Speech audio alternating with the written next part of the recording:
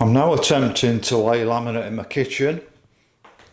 You can see the floor, or the current state of the floor. It's tiled. When I first came in, someone else had laid the tiles down. The mistake I made was I didn't realise that you can pick grit up from the outside really easy, and it scratches these types of tiles.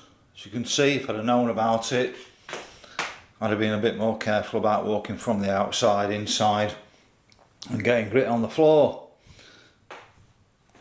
So the first thing I'm going to have to do is put the underlay down, and that's a type of underlay I got premium underlay from. I think it was B&Q. I'll show you a piece of it.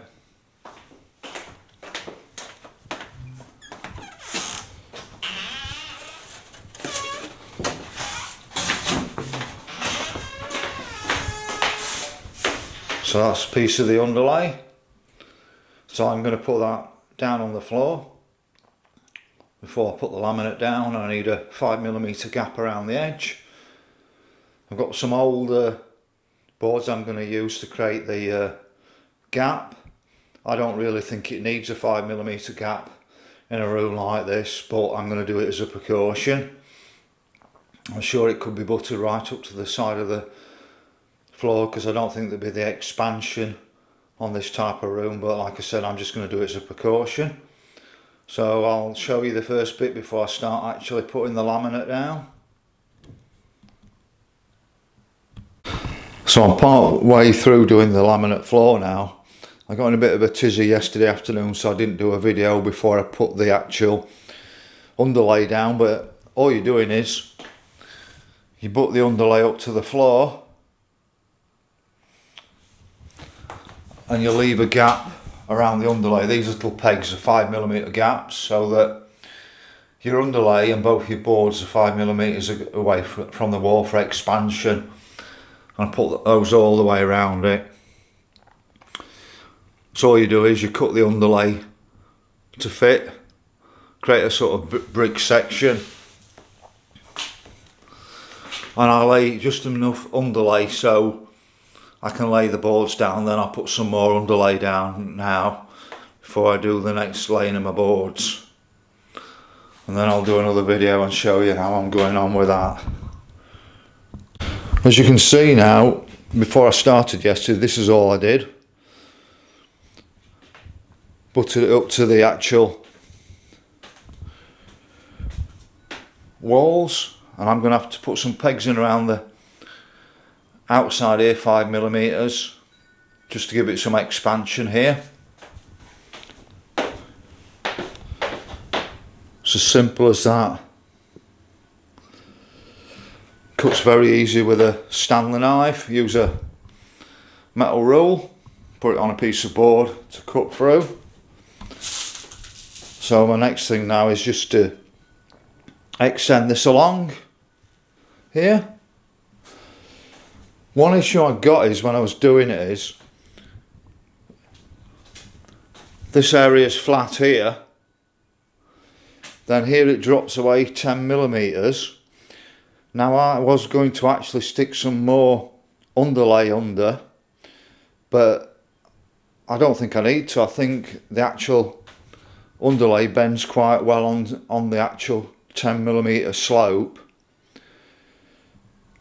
So this area was like a 10mm slope from there to there, and then it comes back down to being flat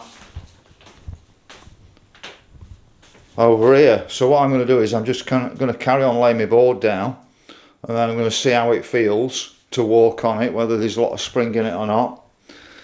And if it's not too much spring in it, I'm just not going to put any extra underlay under it. I'm just going to leave it with just a one layer of underlay. So I'll be back to you when I've laid the next bit of floor.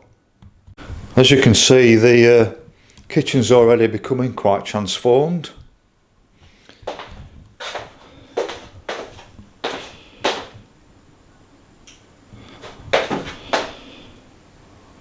So I've got a few tricky bits to do now.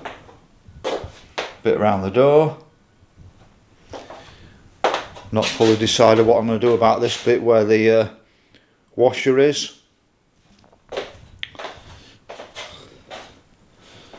And then I've got that bit to do under there.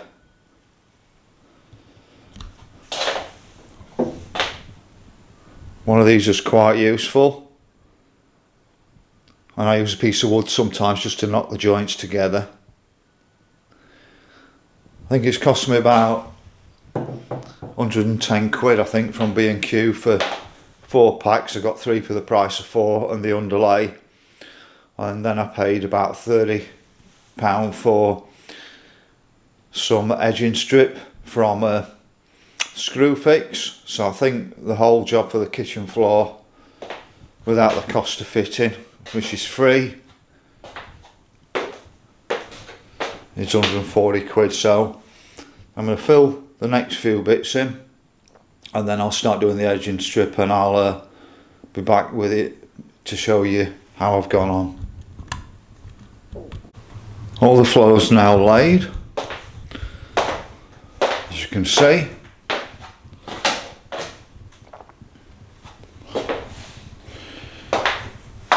There's a bit of a struggle around the washer, but it's done the job. And what I've got now is I'm creating some like fascia boards to go at the bottom of the units. I've done that out of the laminate.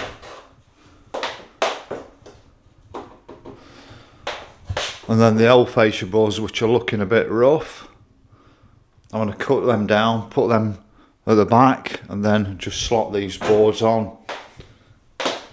So the next job now is to go around the edge.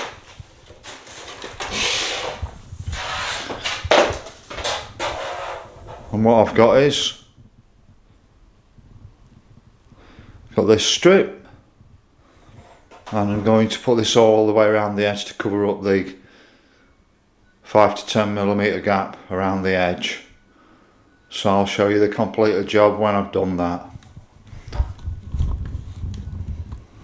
So this is a completed laminate floor with the edging strip around it now. Finishes it off.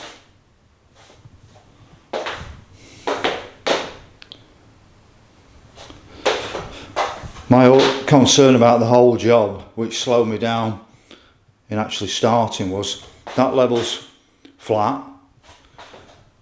This level from here to here is a 10 millimeter drop, and then it's flat again, but I've not packed under the actual laminate with any extra underlay, and the boards seem to have just bent absolutely fine without any strain on them at all. So that's it. I'd encourage you to have a go at your own laminate floor. Yeah, you're going to make a few mistakes. It's the only way you can learn. But it's cost me, I think, 110 quid for 4 packs and the underlay.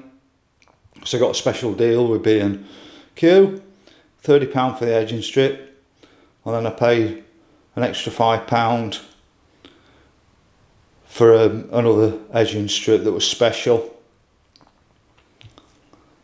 So that's 145 quid. I just wonder how much a professional would have charged me to fit this. Now I had cold tiles down, and I'm wondering if it's actually going to warm the room up as well, because the conductivity through the floor tiles must have been really bad. So to me it's an all-round good job.